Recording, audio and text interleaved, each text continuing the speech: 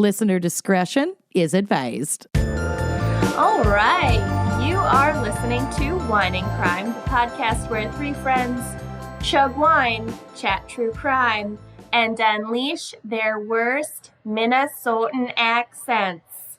Yeah. Yeah, sure, you betcha.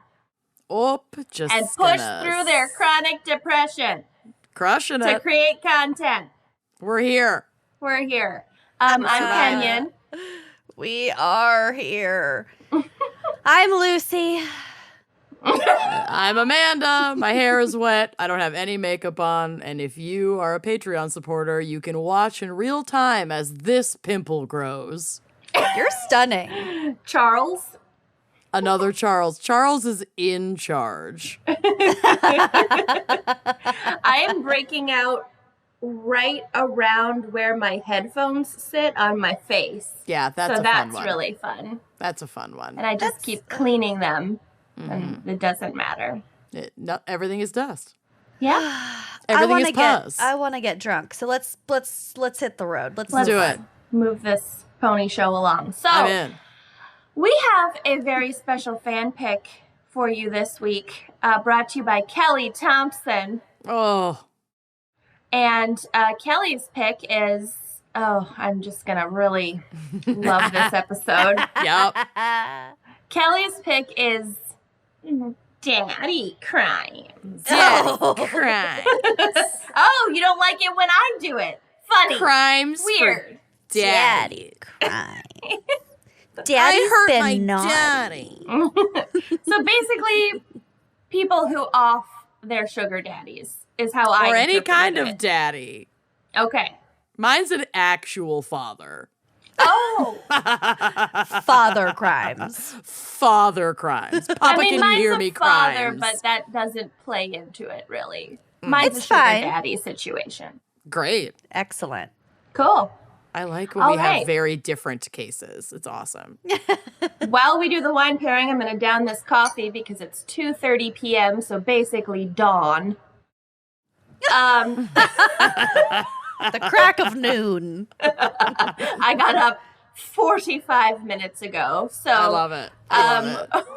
what is our wine crime pairing for daddy crimes? We're throwing wine out the window today for daddy. Oh, what do Today, daddies like? I have paired daddy crimes with Natty Daddy Lager, What which is that? natty ice, but with a higher ABV. Ooh. No. Yes. Is it really called It's Natty called Daddy? Natty Daddy Lager. How did you find that? The A cursory internet- Google search, but the still. internet, and then I got it at Total Wine. And if you're watching at home, because again, you support us on Patreon so you can see these videos, you'll probably ask yourself, wait a minute, Amanda, that doesn't look like a Natty Daddy can in your hand. Because guess what? It's not. Because I tried this beer and it was so foul that I just couldn't do it. But I'm keeping the pairing and I'm just refusing to drink it because it's 1/3 my show and I can do whatever the fuck I want. And the 5 cans left over will dust over and die in your fridge. They'll never be touched. I didn't even bother putting the rest of them in the refrigerator because I did not want to use the energy of like the fridge to cool these things. Or just like your arms working to put the jewels that it would require. I think I'm just gonna leave them outside and see who takes them. That's one option. I think that you should go the other direction and change properties, get a garage, buy an old dirty ass garage fridge off The beer of fridge. Craigslist, Mm-hmm. and then stock these in the bottom so they become the frozen bottom layer of the beer fridge. Oh, I like that. Okay, Daddy's maybe last I'll- resort beers. Daddy's last resort. Yeah. Maybe I'll hold on to them then and see. But a little bit about Natty Daddy. Natty Daddy is a lager brewed with the same all-natural ingredients as Natural Light, but with 8% ABV instead of like 5. That's a lot for a beer. Where's the payoff? She ain't bad. Well, I mean, she is bad. Bright and straw-colored. Aroma has a citrus, hop, and fresh yeast note. The taste is mellow with touches of grainy, malty notes. It's a lot of notes. Too many notes. Usually I like to say no notes, but this has too many notes. We're hitting all the wrong notes. They literally just listed the ingredients of beer and then added the word note after each. Incredible. Citrus, hop, note, yeast, water note, grain, note, and malt, note. They're only missing water note, which is the main ingredient in beer. With a slight carbonation note. They also claim that the bitterness is mild and balanced, and if by a strong urine type aroma and note you mean balanced, then yes, it certainly is. So I'm gonna crack this passion fruit seltzer. And if you do go out and get this pairing, I would love for you to tag me in a photo of you hating it on Instagram. Would it be fun for listeners to do like short videos of them doing wine doing tastings? A review. Oh, I love that. Yeah, from our week wines. love that. And also Natty Daddy. But also Natty just Daddy. tag us in it and don't just send us the video, because what are we going to do with that? yeah. Post it and tag us. Yeah. Got it. Okay. All right. Shall we crack this pairing? Yeah, I'm about done with my coffee, so I'm going to move on to daytime gin. Love it. Here we go. Loves me a good 130 glass of wine. Yep. Okay. Yeah, that was a crack. Nice crack, everybody. Nice. Daddy crack. Naughty crack. Speaking of daddy cracks, I was driving the other day and I saw this gentleman, and in fairness, it has been very hot here in Louisville, but this man, daddy, this was daddy curvilicious, and he was shirtless, and he also had his drawers on so low that it was like triple plumber crack stacked, like plumber crack stacked on plumber crack stacked on plumber crack, to the point where I was like, how do you have any crack left? That's just a mooning. That's not a crack. You? That's just a no, full he moon. was just walking down the sidewalk, getting in his car, just had to air all of it out. He just had a really long butt crack. Didn't Jessica have a really long butt crack too? Did. Her butt crack went to the nape of her neck. It was like the forearm measurement. She was proud of that butt crack too. God bless her. Kenyon's vibrator. Yeah. That is the new American unit of measure, by the way. Kenyon's vibrator. That's how I'm going to measure my driveway for the paving company. Yes, okay, please do. 15 vibrator lengths. 15 1/3. All right. So, Lucy, I'm very interested in what you could have possibly come up with for the background in psych for daddy crimes. Oh, well, we're going all psych this week. Ooh. So for this episode, hold on, I'm going to make this bigger because I'm drinking and it gets harder to see. That's what she said. I'm going to make this bigger because I'm drinking. Okay. And it's hard to see. For this episode, I want to talk about a psychological phenomenon. Phenomenon that gets referenced a lot. Phenomenon. Last bounce. Okay, a psychological phenomenon that gets referenced a lot in a disparaging way, which are daddy issues. Oh, yeah. God. Misogyny. Uh-huh. Society, men, like to throw out this accusation often. Mm-hmm. If a woman doesn't want to have sex, she has daddy issues. If a woman does want to have sex, she has daddy issues. If a woman is seeking commitment, she has daddy issues. If a woman isn't seeking commitment, she has daddy issues. If a woman does or does not have a strong relationship with her parents, she has daddy issues. If a woman does or does not want to date someone of a particular age or sex or demographic, she's got daddy issues. If she does or does not prefer certain things in the bedroom, she has daddy issues. So this has become a catch-all term for literally anything a woman does within the context of sex and relationships. And I've had enough. And I'm here today to put a stop to it. And I'm here today to tell you I'm running for president. God, no. So what are actual quote-unquote daddy issues? According to psychotherapist Amy I think it's Royo, but I'm going to go with Rolo because I'm fucking hungry. Quote, many see this phrase as a way to minimize females' attachment needs. Also, by the way, I'm going to be talking a lot about binary gender here. This is just, it's oversimplification. I'm aware of that. That's all I got to say. Right. Children, okay, a phrase as a way to minimize females' attachment needs. Children need a dependable adult in their lives to form secure attachments, Rolo explains. If this isn't formed, many people can form avoidant or anxious attachment styles. If a child doesn't have a father figure in their life consistently, this could lead to an insecure attachment style later in adulthood. It doesn't necessarily. No. Is all I want to fucking say here. We'll get to you.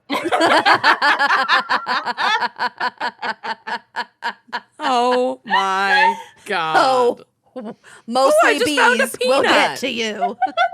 The second half of Lucy's background in psych, a deep dive into Kenyon's psychosis. Quick question. Should I eat this peanut that I just found? Eat it. In your bra? Eat it. Where'd you find it? No, In the chair. Oh, no. Your grandmother's antique chair? No. It might be one of my peanuts, though. It might not be. You're right. It might not be. Give it to Callie. Callie. Wasn't that in storage? Oh my God. She ate it. She's fine. She's fine. Now I want peanuts. Oh my God. Okay. She adds that for many people, these attachment styles ultimately present as what some refer to as daddy issues. So this concept dates back to Sigmund Freud and his father complex, which is a term he coined to describe a person who has unconscious impulses and associations as a result of a poor relationship with their father. We also know that Sigmund Freud Is a hack. kind of a lunatic, so He's the fucking worst. Yeah. I don't understand why he is still such a pillar of like modern He turned psychology. all of his own issues into like some kind of Stages. theory. Solidified stages of development, and Yeah. it's so frustrating. yeah, well, we'll get Team Erickson. There. okay. Moving on. A term Forever he coined. young. We'll get to young as well. So the father complex is a term he coined to describe a person who has, I already said this, as a result of a poor relationship with their father. On the flip side, we also have the Oedipus complex, the theory that children have a subconscious attraction to their opposite sex parent. So girls being sexually attracted to their fathers and boys being sexually attracted to their mothers. And for the record, Oedipus complex usually refers to boys with their mothers, while Electra complex refers to girls and their fathers. And for the record, the only father I've ever been attracted to is Lucy's. So not God even damn my it. own Okay. father. I didn't We're act moving on it. on. You basically acted I just on it. aired it. She just floated it publicly in front of 400 people. And your Fine. mother. Just because there's And a my goalie mother. doesn't mean I can't score. I'm gonna keep talking. I'm making myself ill. Yeah. Yeah. It's also the last time I sent our group chat a really cute picture of my dad on his fishing trip. Oh, he was so cute. Amanda He's probably really jerked off cute. to it. Hey, what is or isn't in my spank bank is private. It's between me and everyone who follows me on social media. Between me and the okay? internet. God I damn it. literally helped you we crafted a spank bank for our high school boyfriends. Do you remember that? What? Amanda, you were in France, I'm pretty sure. Amanda and I had a craft You night. were moving anyway. You were. You had already moved. You were gone. We got Dead like to us. glitter and like stickers, and we decorated little boxes. But like Photos of yourselves? You made Both like a of us. decorated locker for your nudes that you sent to your They For weren't- Lisa they Frank weren't inspired nudes. nudes. We didn't send them. We didn't have phones like that. We also handed gave- them over in person. Amanda's boyfriend's box had pictures of both Amanda and I. Ditto with my boyfriend's box. It just had pictures of we made the And same box. celebrities that they liked. They Celebrities. weren't full nudes. We got some lube. Yeah. We sprayed Horny goat weed. Sprayed Kleenex with our perfume. Yeah. Oh, I'm sure they used that. It was fun. Probably. Cleanup is important. Yeah, I think there were a I'm couple Polaroids in there. right now. Thank God I was on another You're client. prude. It was good. That was the I am yucking your yum. that was right the now. season Amanda and I were popular for We were like so 20 cool. minutes. We went to 3.5 parties. Amanda smoked a joint. Half of a joint. I felt cool. It was awesome. It was the best week of our lives.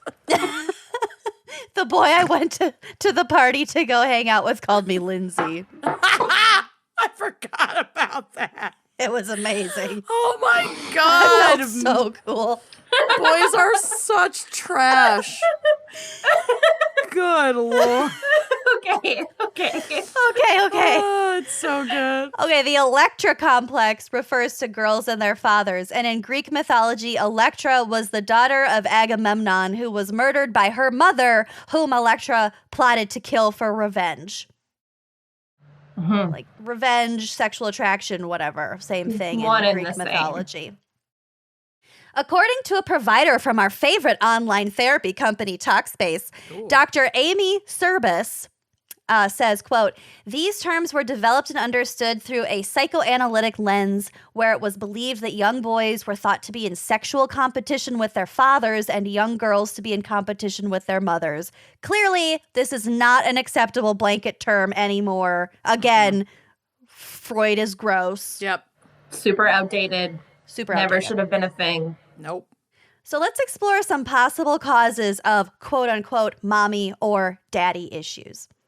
So a parent who left the family or was mostly absent, a parent who was emotionally or physically abusive, a parent who wasn't loving or nurturing, a parent who, on the flip side, is extremely overbearing, or a parent who treated the other parent badly. So, like, trauma. Yeah. Surprise. Right. Yep. So given these, there are distinct attachment styles, and this is where we can self-assess, mostly bees. Okay. There are 4. Okay. Foremost, we have secure attachment styles, which result from having a caregiver who was responsive to your needs and was emotionally available. So this is like the healthy one. Mm-hmm. Then we have anxious, preoccupied. People with this attachment type may be anxious and crave closeness, but feel insecure about their partner leaving them. Then we have dismissive avoidant. People with this type may have trouble trusting others for fear that they'll be hurt. And then we have fearful avoidant. And people with this type may feel unsure about intimacy and tend to run away from experiencing difficult feelings. I was definitely in the anxious, preoccupied category for a long time. You do crave closeness, and you are Well, anxious. And the insecurity about my partner leaving. Latch. Thanks, therapy. Now I'm But in you- have much more of a secure attachment style. Now you can't Right. wait for him to leave. Now I'm avoidant and dismissive. But also, like, your dad was an angel on earth, and, like, obviously, you know, you had other things growing up, but your parents were super solid. They went Oh, through for a lot sure. together, but they were, like, an amazing... Yeah, I think couple. that these attachment styles can be formed, and I mean, just from any of the small amount of study that I've done for school, these attachment styles can be formed under a multitude Of reasons. Of reasons. So like the what is it? What your parents, parenting or even their relationship style, like, yeah, that's a factor. But there's a million factors that contribute by the time you are at an age where you're engaging in romantic relationships. So many fucking things happen between, then and then. Well, as I say later in my notes, there are a million ways to fuck up your children. 100%. Oh, yeah. You just have to assume that you're going to and set money aside for their therapy. You just are. It's part of the job. Start a trust fund for their therapy. Kenyon? I feel like I've got a lot of issues, but I feel like I'm pretty good about romantic relationships. Like, I feel like that has not been the main source of my issues in life. Like, I feel like I've been pretty lucky in the relationships that I've had. You've had Even good the ones, partners. Yeah, the ones that didn't work out were all, like, still good people. There was, like, one asshole in there, but it was very brief. Everybody else, I don't know. I kind of feel like that's not where my shit plays out. Yeah. And obviously these categories could be expanded upon a lot, but we have other things to talk about. Yeah. Okay, so moving on, here are some examples of quote unquote mommy issues. And I'd also like to point out that like men can have issues related to their fathers and women can have issues related to their mothers. So mommy issues aren't always exhibited by men. No, this is all vice versa. very broad strokes and only pertaining to a very binary community that we're addressing, leaving out a lot because this is a show where we get 25 minutes to talk about this stuff. Right. Yep. Right. So, And this was just frankly more fun to research than actual information. this is a Cosmo quiz, take it or leave Right. it. Mostly bees. It is. So when it comes to mommy issues, Service explains, quote, generally, this is a man who seems to be seeking a substitute mom as opposed to an equal partner, or behaving as if in reaction to unresolved issues with his mother rather than with the partner. This can lead to relationships having an unequal balance of power between the couple, no shit, whether the man goes to the extreme of being very controlling or in the other direction and becomes very submissive. So I've been in these shoes. My first flash of a thought when I read this was Carol Baskin's current husband. Oh, Yeah. he's so submissive. Yep. With like But the also, leash. I a little bit stand their relationship. They I are bonkers. No judgment here, but I They're just had really a flash happy. of that, They're that so photo. happy. Yeah. I mean, does it have to be bad, an unequal balance of power between a couple? If it works out for both parties. I don't want there to be I don't want the scale to be like one weight has one side all the way on the floor and the other side up in the air, floundering and sad. But as someone who has often, I'd say historically, not been in power in my relationship and been very much like, not necessarily controlled, but like beholden to the needs, thoughts, feelings of my partner without really feeling as though I had the space. And some of that was my own self-confidence and lack of assertion that I just had to learn from becoming an adult.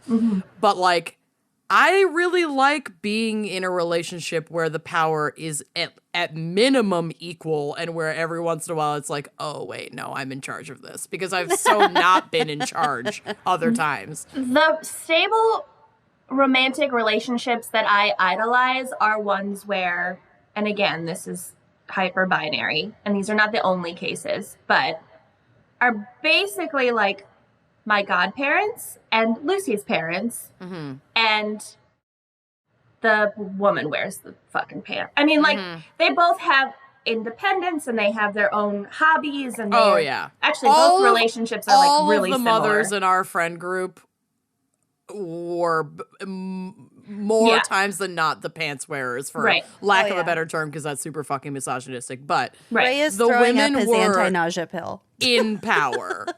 Classic. Oh, great. Good job, Ray. Oh my God, I bet my microphone's picking this up. It's kind of gross. Let's move on. Okay. Okay. And here are some examples of daddy issues. Women who have an absent father, inconsistent presence, or malfunctioning relationship are at risk for seeking to resolve this through a partnership with a man, says Dr. Service. This can cause women to constantly seek validation or approval from men, or seek out people who are emotionally unavailable, and also like frequently narcissistic. I mean, that's just dating in the binary world. Right. Yeah. So good luck. Yeah. They might also have a fear of abandonment if their father left their family when they were young, afraid that a partner will leave in the same way that their dad did.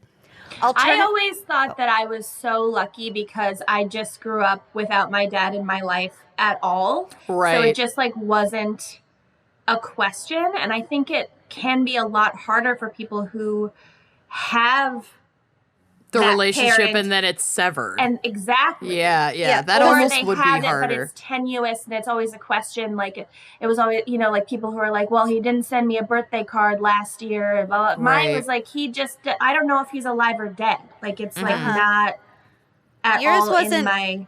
so much abandonment in that you felt a sense of loss because you never fucking knew him anyway. Good riddance. You And just honestly, did not that know was, your dad. like, a blessing. Like it was just so much easier. It was a lot easier than a lot of like kids who went through divorce. Oh, yeah. For sure. So alternatively, a woman might have lofty expectations and needs. Quote, for women truly struggling with their partners because of their relationship with their fathers, they often struggle with a feeling of rejection. If they felt unloved and rejected by their father, they are at risk for having needs that are unrealistic or difficult for their partner to fulfill. These women might also experience just like constantly trying to find a partner, the inability to remain single and be happy single. They might do like really thorough screening of men, like Which I would encourage. Yeah, just for your own fucking safety. If you've Why listened are to this men? show or any true crime podcast in the past. Yeah. Yeah, but I think this was referring to more to like, oh, let's look through his Instagram to see what kind of car he drives. See if I can see his apartment. Like before you're even, it's like, That's different. and finding little reasons why they're not good enough for you, or maybe that you're not good enough for them. Just like you can screen too much. Too much of yeah. like a checklist attitude instead of a do I genuinely click and get along and enjoy this person. Right. attitude. Is And this no, person like, kind let's just- to me and safe of a partner? Let's just give it a try and see how it goes. Is not Right. on the table. They can have their breakups can be completely catastrophic. And then also, even when in a relationship, they feel the need to elicit jealousy. So, like, to maybe flirt with other men, even if they have a partner, just to make sure that their partner knows that they're still, in I demand. am just too lazy for most of this. This is making me tired. I know. It read was this exhausting. I know. None of us have any of these tendencies. We're all just like, okay. Yeah. I just want to be at home with no pants on. I want to not have showered for a week and have my partner deliver me snacks. I'm in my mid-30s. I don't have time or energy or desire for Any of this. Too tired. Yeah. Okay, so clearly fathering and mothering, parenting, it's not uniform. So there is Sure. no cut and dried way to explain what type of parenting results in psychological issues. Yep. It could be being too attentive or not attentive enough. You could be minimizing or maximizing. Maybe it's abandonment or overprotectiveness. It could be micromanaging or being absent. Like I said before, there are a million ways to fuck up your children. Yep. Yeah. And there's also no right way to like To fuck there's up your a child. general path. There are general things that are no-nos and things you should try to do. But it's not like there's this tightrope that you have to walk. It's Right. It's And, going yeah, to be it's- different for every person. Exactly. And Parent it's and not child. like you can follow an explicit set of steps and have everything go perfectly. Mm-hmm. That's just not how life works. Mm-hmm. I mean, look how well Kenyon turned out against all odds. Yeah, and I mean, but I think a lot of our success, like among our family units, is also that we have always had a pretty hardcore openness of communication and support throughout all the stages of our lifetime, even though when we were kids that might not have felt that way. But like certainly as adults, you know, we can have conversations with our families that are challenging and they don't shy away from it. And even if one side is not necessarily right or wrong, if you can talk it out and be supportive of each other at the end of the day, things are probably going to be okay. We're all extremely lucky in the family department. Yep. Yeah. So here's a final thought from our dear friend, Dr. Service. Quote, as a mental health provider, I am weary of someone using these terms. They are casually overused, often without a clear understanding of the root cause of what the problem is. And it's too often used to blame and label rather than describe or understand.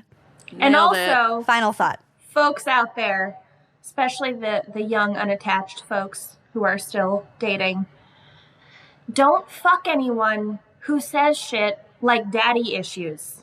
Like, just don't fuck them. Just be Or like, do, oh, but know you're that they're gross. probably shitty and you just fuck them and don't call them ever again. Well, no. Only fuck them if you don't care about them at It's all. like- You can it's- fuck whoever you want as long as you're safe and it's consenting. Of course, sure. But I just mean, like, don't positively reinforce shitty douchebag behavior. It's like, don't fuck a guy if he doesn't own a single book. Like, gross. Like, just... Unless you just want to get railed by a dumbass. Sure. Who cares? Yeah, and also books can be expensive. Maybe he can't afford a book. I'm not going to come here Maybe- and tell anybody who or who not There's to fuck, a library. Maybe he sold all his books to pay off his grandmother's mortgage. Yeah, you don't know. You don't know. Okay. You don't know what he's been through. Can we hear a quick word from our fucking sponsors? How dare you? Maybe you just want to get railed by a dumbass. I mean, I've been there. Hashtag wine and cry. It's super College, baby. easy. Yeah. I know, What's the we've all- point of We've your all late been there. What's the point of your mid to late 20s when you have no idea what you're doing with your life other than to go out, spend one molecule of energy to And get railed by a dumbass and never have to deal with him ever the fuck again? That is a joy of life that I'm glad I experienced. That's true. Yeah. That's true. All right. All right. Word from our sponsor. Are we ready for my case? Yes. Yeah. All right. Larry McNabney was a successful Las Vegas criminal defense attorney in the 1980s No and comment. 90s. McNabney. I'm going to go down to McNabney's and get a burger. Anybody? I think I'm it loving sounds like an old-timey shoe store. A Kind of. haberdashery. So he's a criminal defense attorney. I also saw personal injury lawyer, so I don't know. course. It's probably both. Oh, good. Either and. Oh, good. He was well known for his ubiquitous TV ads that featured him riding a horse through the Nevada desert or along the beach, which is precisely the set of skills you desperately need in a criminal defense attorney. I mean, Horseback riding. no notes. But despite his professional success, Larry was notoriously terrible at personal relationships. But mommy issues. By age 46, he had been married and divorced 4 times Oh. and had 3 children from these marriages. And now he's president of the United States. He also struggled with a serious drinking problem and, according to friends and colleagues, seemed to be constantly in a cycle of sobriety and then relapses, which we know is extremely common, and that's nothing to shame a person over, but it probably contributed to his trouble with his marriages. Oh, yeah. Substance use disorder definitely fucks up your relationships. Yeah. Big time. Then Larry met 29-year-old Elisa Barish in 1995 when she showed up at his law office because she had seen the horse ads. On horseback. She showed up on horseback. That'd be amazing. Practically, though, she just like waltzed in one day and was like, "Hi, I've seen your ads. Give me a job." I mean, It was 95. That's how you did it. yeah. Right? They didn't have monster.com back then. Oh, now it's like, Or write LinkedIn. 16 cover letters and create a slide deck and we'll never call you back. Yeah, this is the same as the horse girl from high school sliding into our DMs asking if we have any positions open at Wine and Crime. Yep. We're like, it's just the three of us. I mean, if something happens to one of us, maybe we'll give you a call. If a miracle happens and we can have, like, employees, then sure. I mean, Amanda's barely hanging on by a thread, so Yeah. we'll be in touch. I could die. It takes a at lot to maintain any Amanda's moment. hair. So if you have experience there. I already have a guy for that. Anyway. So Elisa waltzes in, demands a job. Larry took a liking to her right away and hired her as his office manager.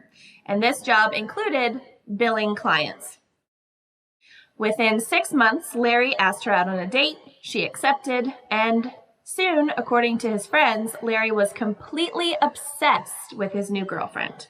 Don't shit where you eat. She's like, what, 20 years younger than him? 29. She's 29. He's, definitely. He has grown children. Yeah, okay. So he's got to be twice her age. I don't actually know exactly how old he was at 95. Okay, some friends were suspicious that Larry actually didn't seem to know that much about Elisa or her background, and that things were like moving pretty fast. She had an 11-year-old daughter named Haley, but other than that, she didn't seem to have any friends or family. She never like referenced anybody. She also became evasive when asked about her past. So one person said something like, you'd ask her where she went to high school, and then all of a sudden you'd be talking about skiing. Like she would just kind of deftly change the subject Good for her. away from I don't want to her talk past. about your high school either, so. Mm-hmm. So thank you. So, except that's half of this show, but fine. Precisely why I do not want to talk about her high school. Yeah, my high other school. people's high I'm school. tapped out. Why would I not want to relive my glory days? But Larry assured his concerned loved ones that he had everything under control and that Elisa was great and that their relationship was great. Because why does, question like, him? Yeah, every man says this like 10 minutes before their whole life falls He's apart. knifed in the back. Mm-hmm. So Don't worry, I Elisa, have everything under control. It's fine. Elisa had been working at the office for only about a year when the Nevada State Bar opened an investigation into the firm. And I feel like you have to be pretty shitty for the Nevada State Bar to question your shitty law office. Yeah, really. Yeah. They determined that in her short time working there, Elisa had embezzled more than $140,000 from Larry's clients. But rather than taking this as a sign that she was not to be trusted, Larry closed down his Las Vegas practice and moved to Sacramento with Elisa and Haley and made her his fifth wife. Wow. Bestowed upon her the honor Yep. of becoming his fifth wife. The eternal, for the next at least 4 years, honor. I I feel like historically most fifth wives are beheaded at some point. Oh, Which no. one was the fifth? The fifth one might have died in childbirth. Okay, you would Anyway, know that. Let's okay. move on. No, that was Nerd the alert. third one. Fifth one was beheaded, I think. You're right. Okay. When he left Las Vegas, he lost touch with pretty much all of his friends and former colleagues. Elisa also discouraged Larry from staying in touch with his own now grown children. So, like, Ooh, she I did don't like the that. isolation tactic, which is Yep. Classic. part of abuse. Mm-hmm. They started this new life in California, and they basically just cut off from everyone from Larry's past, and she didn't have anyone that she stayed in touch with from her past, so they were just starting fresh. This life also included a new hobby that became a passion for Larry: showing quarter horses, which I did not look up, but they are not, I'm pretty sure, the size of quarter a of a quarter. horse. yeah. They are not tiny, adorable horses that are no larger than a quarter, and I Right. am outraged. I know what a quarter cow is. I'm afraid what a quarter horse is. Yeah, are we They're just eating this showing horse? cuts of meat. Meet Your Meat Festival? That sounds fucked up. It's a meat raffle. I feel like quarter horse. I don't know. I didn't look them up.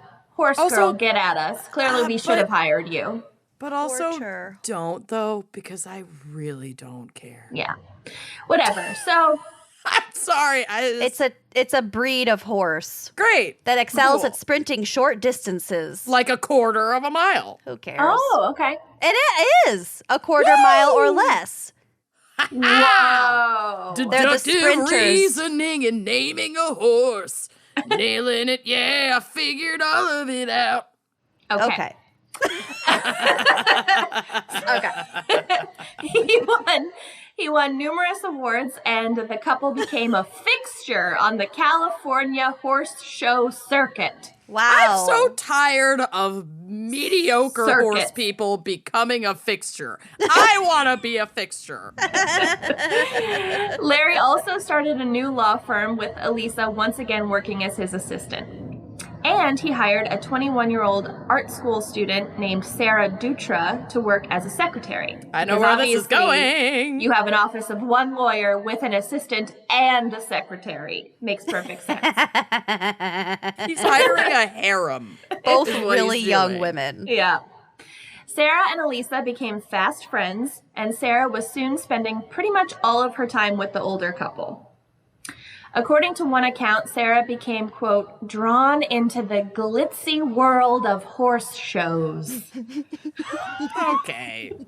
There The are horse shows glitzier that I've worlds. seen at the state fair, first of all, I don't care how great the costumes are, the whole place still smells like shit. How glitzy could it possibly be? There are glitzier worlds. Yeah.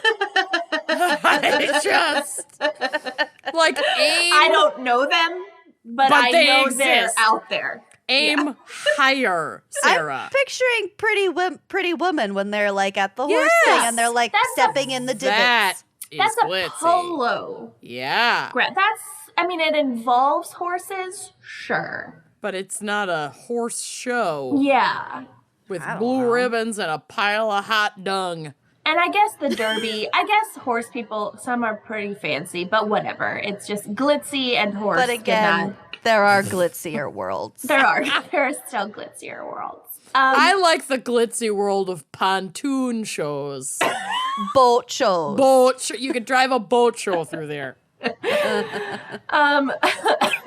Sorry. On September 10th, 2001, Sarah attended one of these horse shows with Elisa and Larry. Larry was showing his quarter horses like usual, but witnesses remember him making some uncharacteristic mistakes during the show. Normally he was like really good and on it, but he was really off that day. And then after the show, he went straight back to his hotel rather than socializing with anybody. And that was also odd. And he said he didn't feel well and just got out of there. The next day, which happened to be September 11th, 2001, Oof. vendors at the show remember seeing Elisa push Larry off the horse show grounds in a wheelchair. It's unclear if Larry was dead or alive at this moment, Did he die on September 11th? but it was the last confirmed sighting of him, and it is believed that he died at some point that day. Wow. So I'm guessing she wheeled his body out in a wheelchair. He's just not feeling well. Elisa and Sarah had poisoned him with horse tranquilizers. Oh, to death? Well, yes. I mean, sometimes a horse tranquilizer sounds really appealing. I mean, that's ketamine, basically, but too But much I've had of a it can definitely lot kill of you. Issues sleeping lately, so I have had a lot of issues sleeping. just I'm a lot of basically issues. I'm not exhausted condoning all horse day tranquilizers. until midnight, and then I'm up until 5. It's really Mm-hmm. great. Okay, Sounds like you need some ketamine, my friend. Just kidding, don't. It makes you shit yourself. Not that I know firsthand. I don't. There are glitzier worlds. There are glitzier I worlds. am not participating in this conversation. I've never tried ketamine, but I've seen a friend try it and shit their pants. Kenya knows who I'm talking about. I do know, and it was not me. It wasn't her. Okay, so the two women then spent the day and most of the night driving around Central Valley and Yosemite National Park, or as Trump likes to say, Yosemite National Park. Anti-Semite National Park. Yeah, well, that's what he'll rename it when he puts a monument of himself up. Looking for a place to bury the body. Finding the ground too rocky everywhere they went, they ultimately just returned back to the McNabney's home and stashed the body in the garage refrigerator. The beer fridge. With The beer Natty fridge. Daddy. With With the Daddy's Natty- last resorts. Yep. And then they taped it shut with duct tape, which is the ultimate dad fridge. Sounds like it was Mommy's last resort, too. Yeah. And that is where the body would stay for months. Meanwhile, Elisa carried on as if nothing had happened. Oh, my God. She continued to go to horse shows, claiming that Larry was sick or out of town on business. Elisa and Sarah both continued to work at the law firm every day. I don't know how. Yeah, They how did could they deal without with clients the lawyer. with no lawyer? Yeah. I don't know. Fielding all of his clients' phone calls, like, where the fuck is Larry? I don't know. What if she just, like, started practicing law, She pretending to probably be him? did. I mean, it's, you've been together for a few years and all the cases are pretty similar. You probably And it's could. 2001. They've got email. If she can avoid phone contact, I bet she could respond to emails and letters pretending to be him. As long as she didn't have to show up in court. Yeah. Yeah. God. No one This is so fucked. just wait. No one reported Larry missing until November 30th. He died so he was last seen on September 11th. Yeah. Wow. So almost 3 months after his death. Dang. The report was made by a newer employee at McNabney's law firm who became suspicious that she had never met her boss and developed a weird feeling about the constantly changing explanations of his whereabouts that were provided by Elisa and Sarah. Wait, so these ballsy broads, They hired someone. someone? Maybe they hired a lawyer, actually. Holy I'm not shit. sure. That's, they fucking hired. amazing. That's Damn. amazing. I know. You know what? An assistant and a secretary to an invisible lawyer, not enough staff. Yep. Mm-hmm. I'm like barely mad because that is so bonks. So bonks. The explanations had started out reasonable enough, but as Larry's absence continued, For they became months on end. They became more and more outlandish, with the women claiming that Larry was, 1, in a drug rehab in Southern California, 2, that he had moved to Costa Rica, and 3, that he had joined a cult in Florida. The Republican Party of Florida. I feel like the first two, Reasonable. just stick with them. Yep. Yeah. Just ride them out. The Stick with rehab the one plan. is real good. Yeah. That's Second, a good you bring cover. cults into this. Yeah, it gets a little suspicious. Little QAnon-y, you know? Yeah. Mm-hmm. But shockingly, it seems that the first missing persons report by this new employee at the end of November didn't get much attention from law enforcement. They basically were just like, he's a grown man. He can disappear if he wants to. Yeah. Nothing to see here. It's actually really not shocking. Yeah. Yeah. Finally, a second report was filed in January by McNabney's adult son, who, Get it right. who, although he didn't get to see his dad often, did become suspicious when he couldn't even No talk to phone him on call. the phone. Yeah. No phone call. No, and now the holidays have passed. Yes. We've had no contact over Christmas or New Year. So Elisa thought about Christmas, and actually she had like a kind of ingenious thing. I mean, it didn't work out ultimately, but like A for effort. Elisa had even gone so far in her cover-up as to plan a surprise party for Larry's birthday in December, inviting his kids and their families, and then calling everyone the day before to cancel because Larry had to go out of town on business.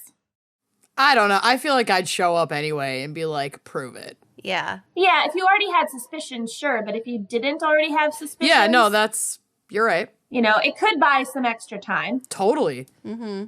Clearly it did. Mm-hmm. Well, I mean, his son reported in January, but yeah, maybe it bought an extra week or two. I don't know. Mm-hmm. It doesn't sound like she used that time wisely, leaving the fucking body in the goddamn fridge. Yeah. Yeah. Whatever.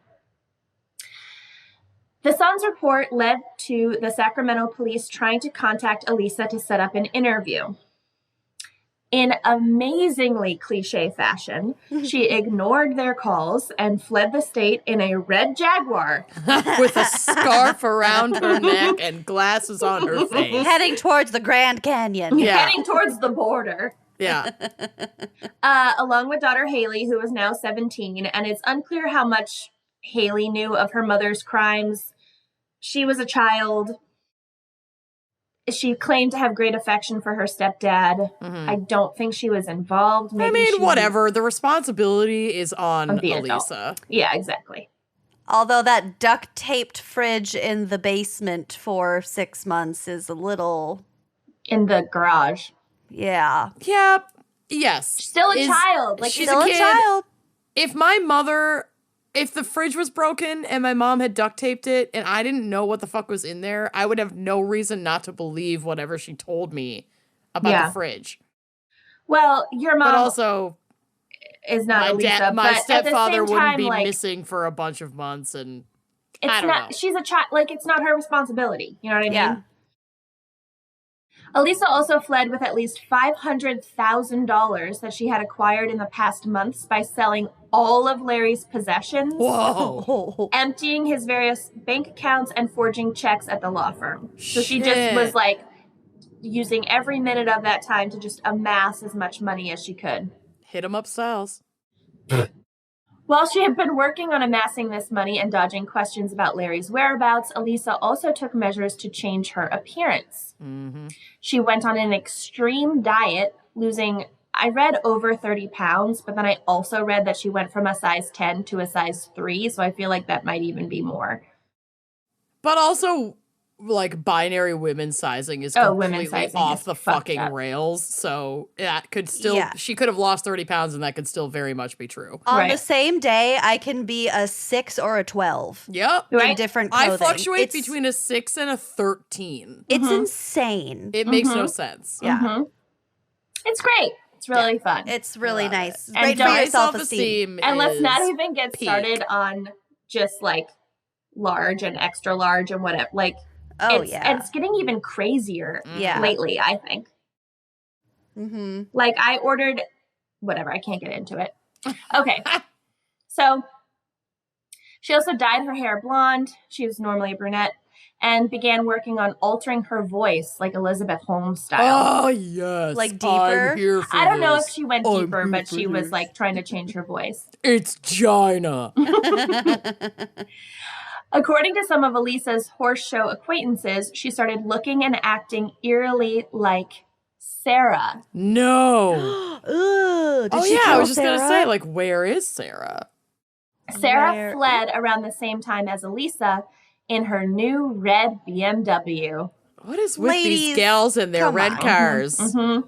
How about, like, a Chevy Yeah. Malibu? How about just like a gray Passat? Under the radar. Yep. No one's going Really to care nice. about a Prius. Smooth drive. Yep. Okay.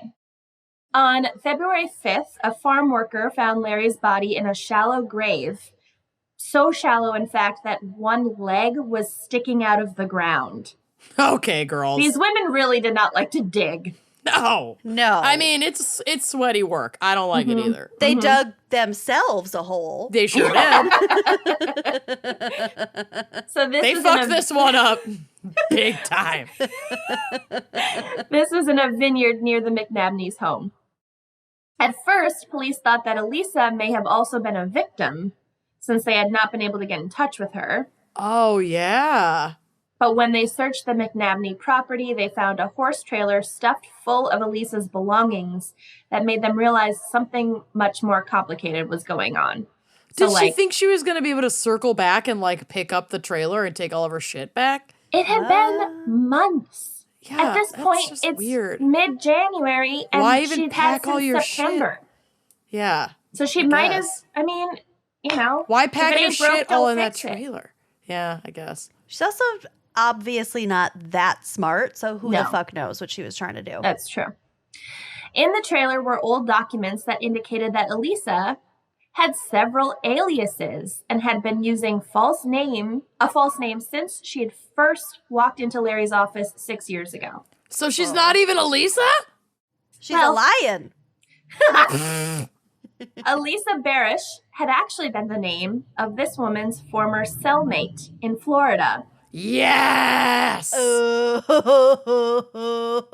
It didn't take them long to figure out who Elisa really was, an ex-convict whose real name was Laren Renee Sims. Damn. Oh.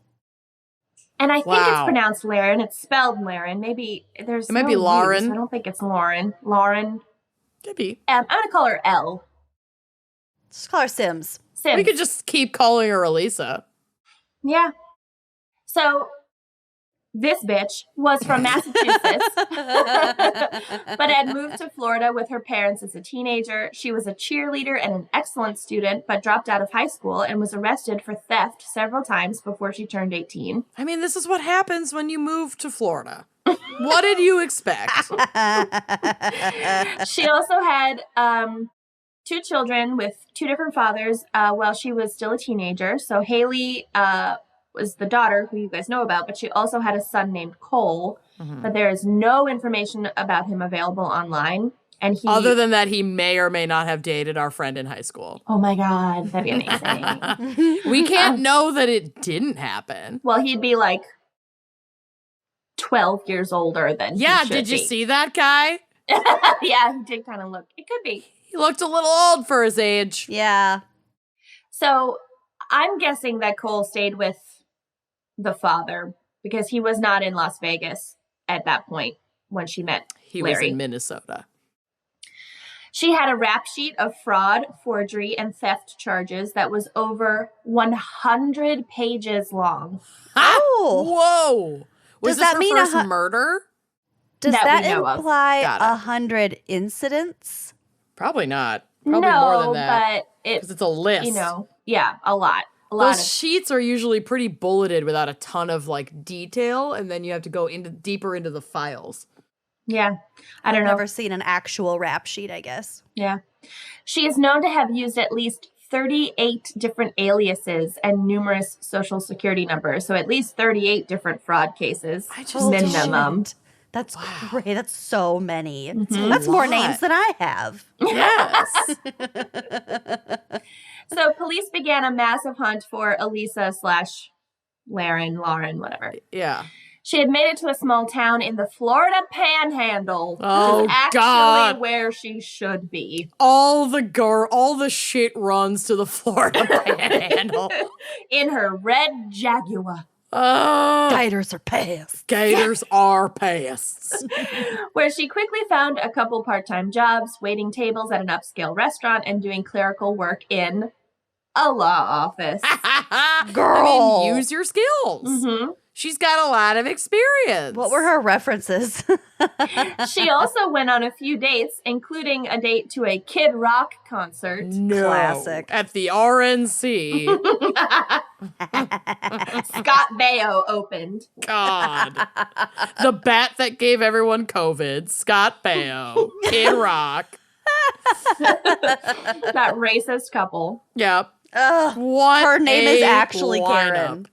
Karen. No. I She think it also is. went on a date with a 48-year-old divorced daddy She named knows- Robert Murphy. She Here we knows go, what she here we likes. go. She's getting her next mark. One night in March 2002, she spent the night at Robert's and snuck off early in the morning, stealing $600 in cash and his pickup. That sounds like a country She already song. has a Jaguar. Why do you need his fucking pickup truck? She left him the keys to the Jaguar, which What? he drove to work. He drove it to work the next day? He was Yeah. like, okay. It's clearly an upgrade. Upgrade. I'm not gonna ask questions. I have no notes. I guess like the car fairy visited and took his shitty pickup and left him a Jaguar, and he's just not gonna question it. What I don't know, And it I don't only cost need me to know. $600. I mean, I'll take it.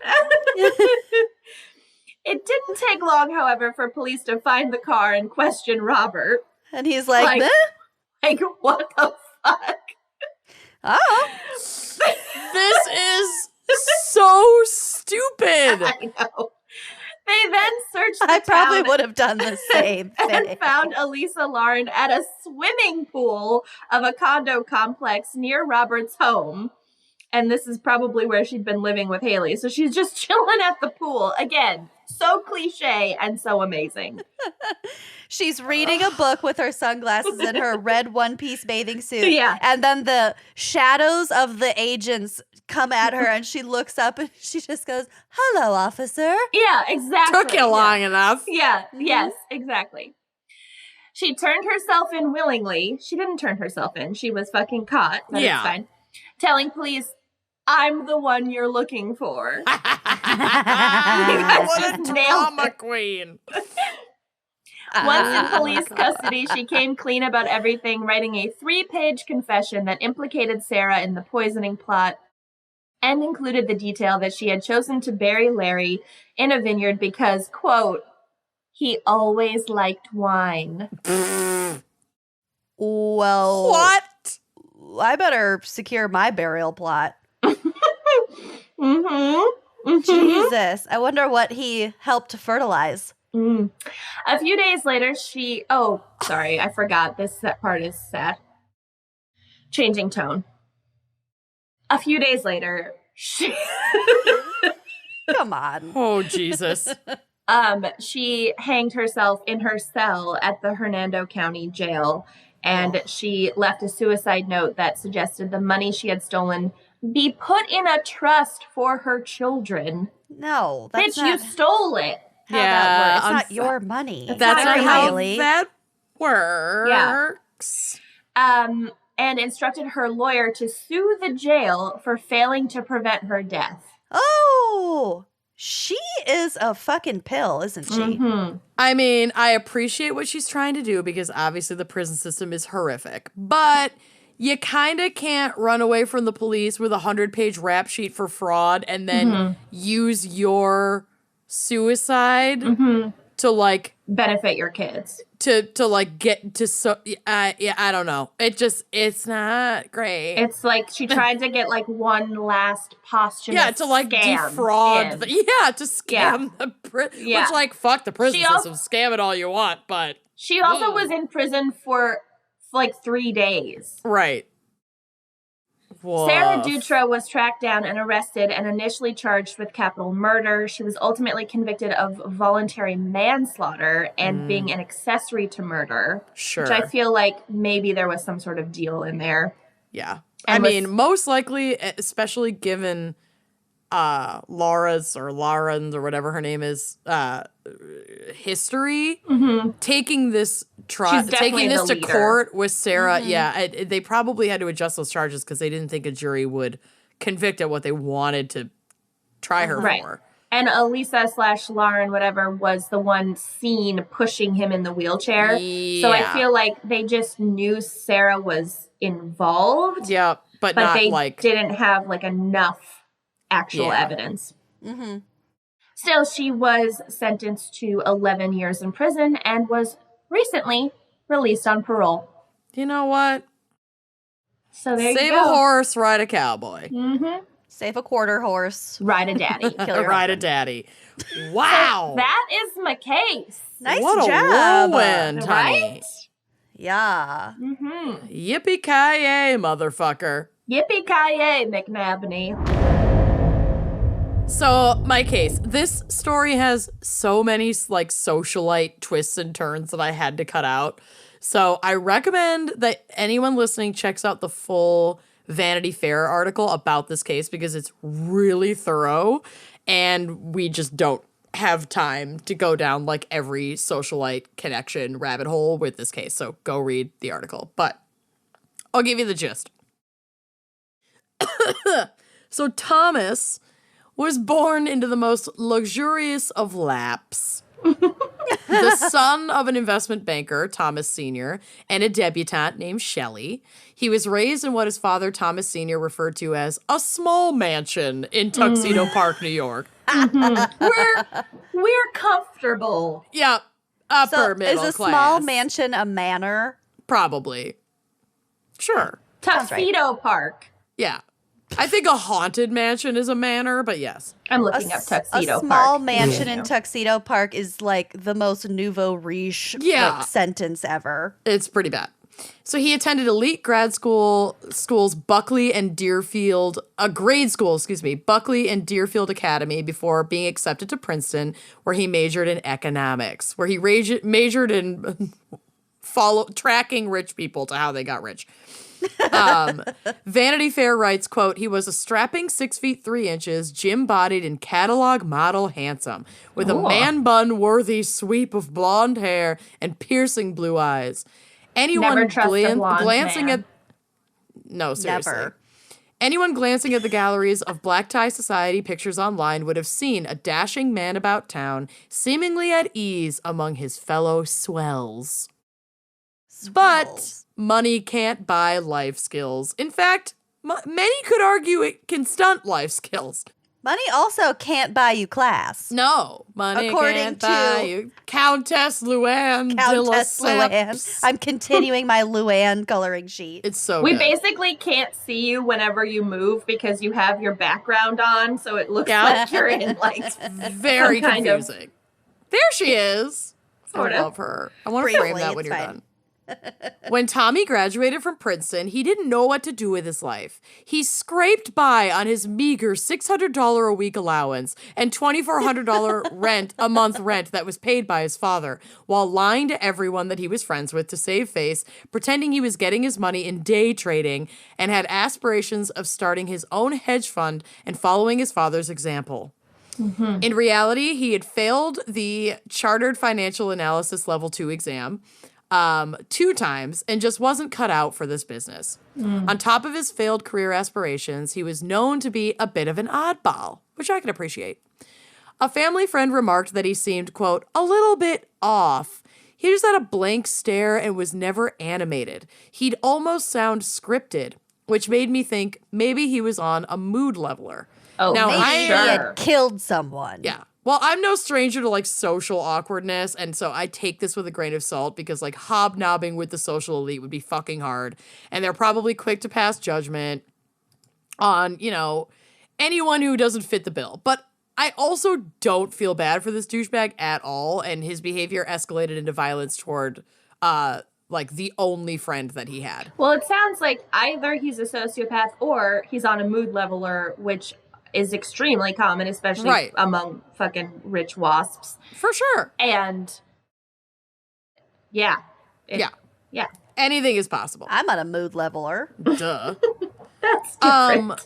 So one of these friends who he met in the Hamptons was a wealthy hippie named Peter Smith. We also went to high school with someone named Peter Smith, but it's different Peter Smith. Not a wealthy Not the hippie. same. Not even Not close. the same guy. So after a summer of friendship, the two attended a New York City movie premiere for a short film that a mutual friend had made.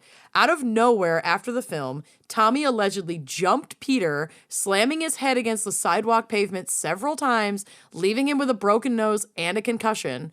And when asked why, he merely stated, quote, "Peter's crazy, you don't understand." So he fucking Just not jumped him out of curb stomped, nowhere. I guess, but like whatever it's called to smash a head against pavement. Yeah, jumped him out of nowhere. Jesus. Peter was rightfully granted an order of protection against Tommy, and the two are obvi no longer friends. Even after Tommy allegedly reached out to Peter asking, quote, "Hey buddy, why can't we be friends? Friends fight." Yeah. Can you imagine Friends if I would have... beat the shit out of each You other. almost killed me. Can you imagine if I would have grabbed one of you and just thrown you to the ground and beat your head against the sidewalk, then been like, what? Friends fight. Friends fight. Honestly, Yeah. we'd probably still be friends if you only did it once.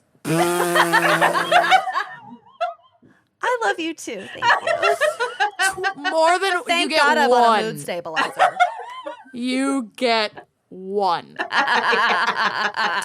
So Touring can be rough. it Okay. can. If People you keep only asking did it me if we're once. gonna start going on tour in my camper, and I'm like, it's 13 feet. We'd murder each We'd other. never make it. It wouldn't be enough No. space for myself, just me. Yeah, that's why you take it Who camping. asked you that? Oh, just like random people on Instagram have been like, is this the new Wine and Crime tour camper? And I'm like, Fuck no. no. We get Uh-uh. separate hotel rooms because we don't even want to share a bed anymore, a bedroom. Ladies need their separation sometimes. Okay. Yeah. Need Although it's my been so long space. that we've toured that I would just gladly share a one-room Airbnb at this point to be For able like to do anything. one night. Yeah, for At one night. first, Then we I'd were be over fine it. with it, but it's Yeah. after weeks. Yeah. that I Yeah. need my space. It's a lot. So, when Peter Smith's family house in the Hamptons later burned to the ground, Tommy was an immediate suspect but was never charged. Oh, shit. Williamsburg SPCA also turned up at poor Peter's house, responding to reports that he was abusing his dog, which turned out to be completely false. And it was obvious to Peter and his friends that Tommy had made the call to the So he's SPCA. like doxing his one and only friend who he Pretty already much. beat the shit out of and burned Burned his their house house down. Why Yeah. is he so... I thought he was on pills. Good ones. Not enough, apparently. Oh. A mutual friend stated that, quote, Peter confronted Tommy's dad and said, "You've got to figure out your fucking son because he's a crazy person," which, I mean, Yeah. kind of fair. It was always, "Tommy's Tommy, what are you going to do?" Ha ha ha ha. Tommy's an arsonist. Yeah, What boys are will you be gonna do?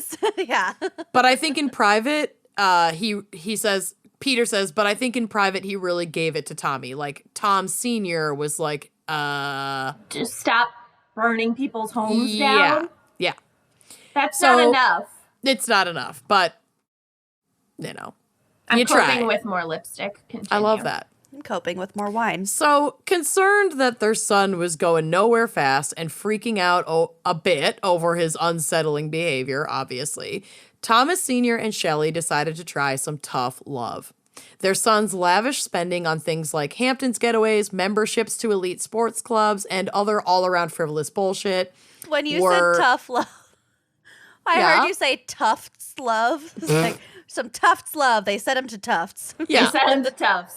It was Yeah. really hard. It was really difficult. Brutal. Well, they cut him off, basically. Oh. So they ended this His funding all of this shit.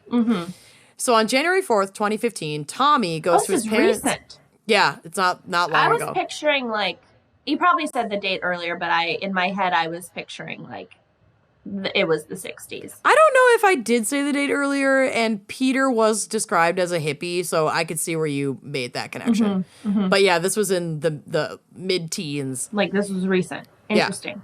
So Tommy goes to his parents' loft in Manhattan on January 4th, 2015 to chat with his father. He sends his mother to literally go get him a fucking sandwich, like at a bodega. I like hate him so much, but anyway. Woman, get me a sandwich. Yeah. While she was gone, neighbors reported to police that they heard a gunshot. Oh no. When Shelley returned with Tommy's goddamn motherfucking sandwich, she found her husband, quote, in their bedroom on his back between the bed and the wall near the windows, dead with a single bullet hole in his head and his hand clasping around a .40 caliber Glock pistol on his chest. So he was like laying there with a gun laying on his his hand. chest in his hand. Yep. The dad. Uh-huh. The dad. Yeah. Yep.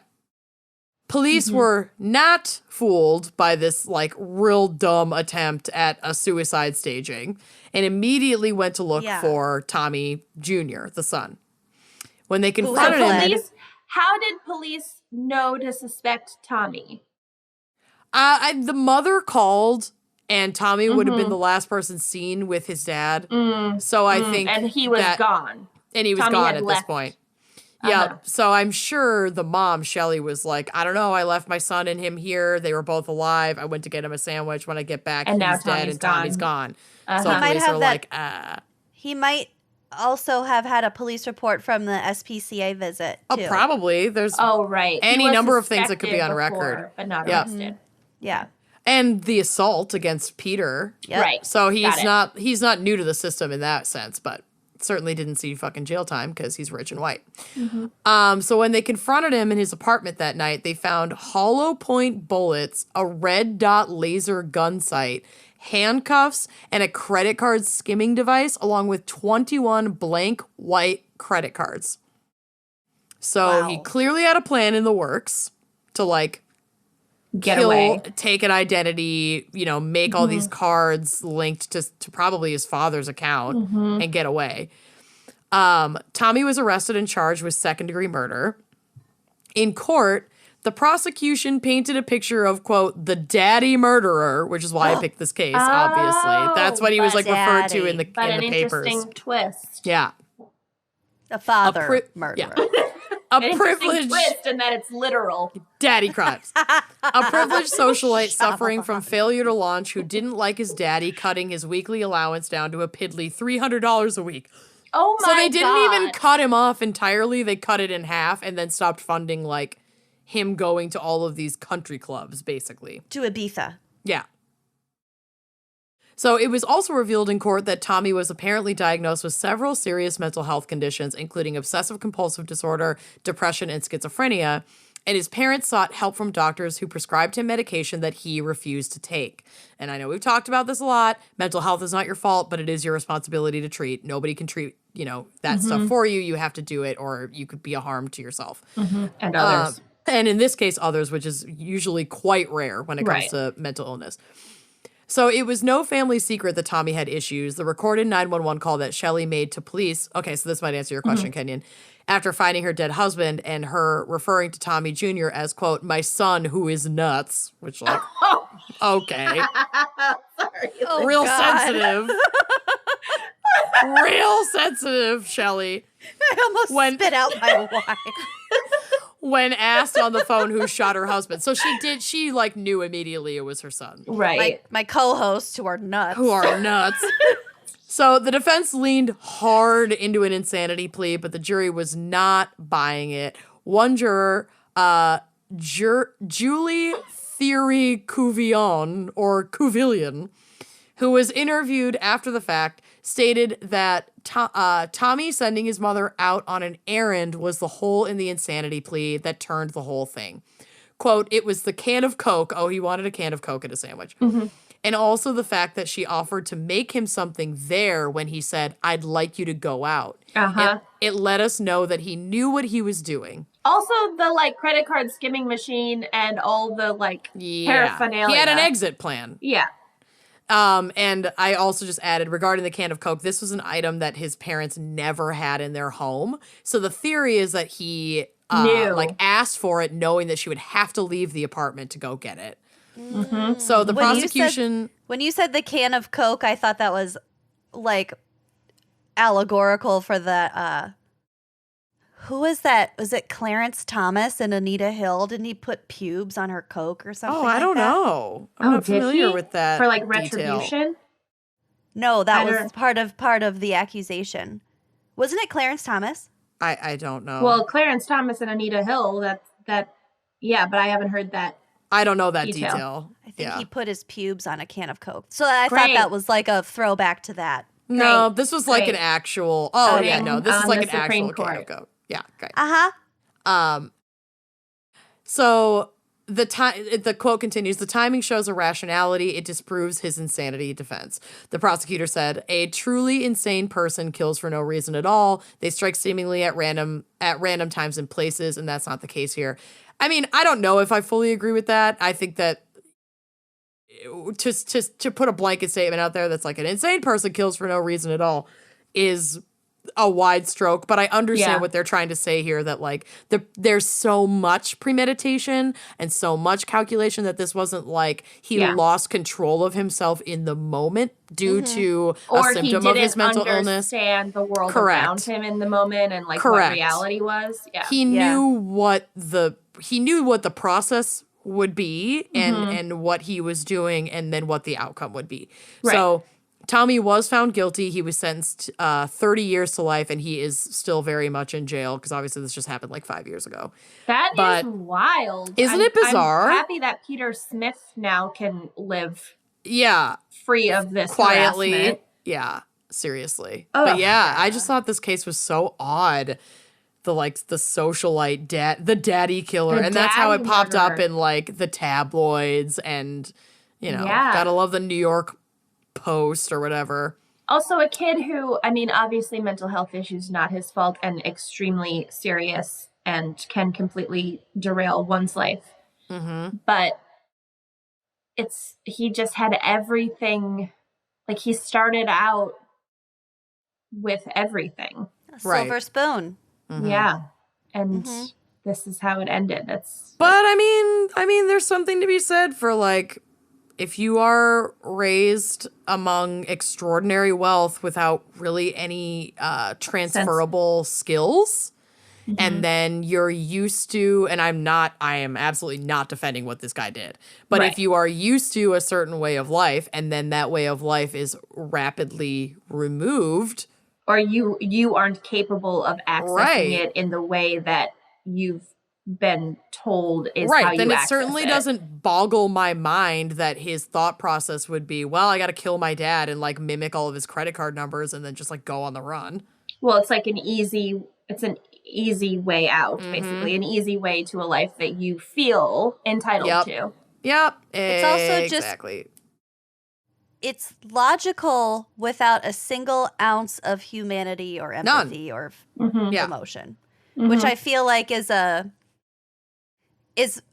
a common thing to surface with people who have mental illness and also people who act out violently. It's like, it's not that it's illogical in a lot of cases. It's just that It's so there's no crudely humanity to it. point A to point B. Right. exactly. Right.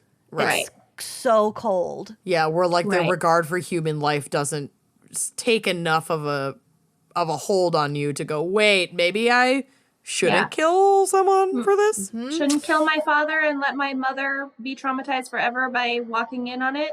Yeah, Some American Psycho shit. Yeah, it's a little wild. So that is my case. Nice Well, well job. done. How fun. And we got through this episode without too much daddy voice. Really none, It's except for not the over yet. Okay. Oh, yeah. Well, I can't do it.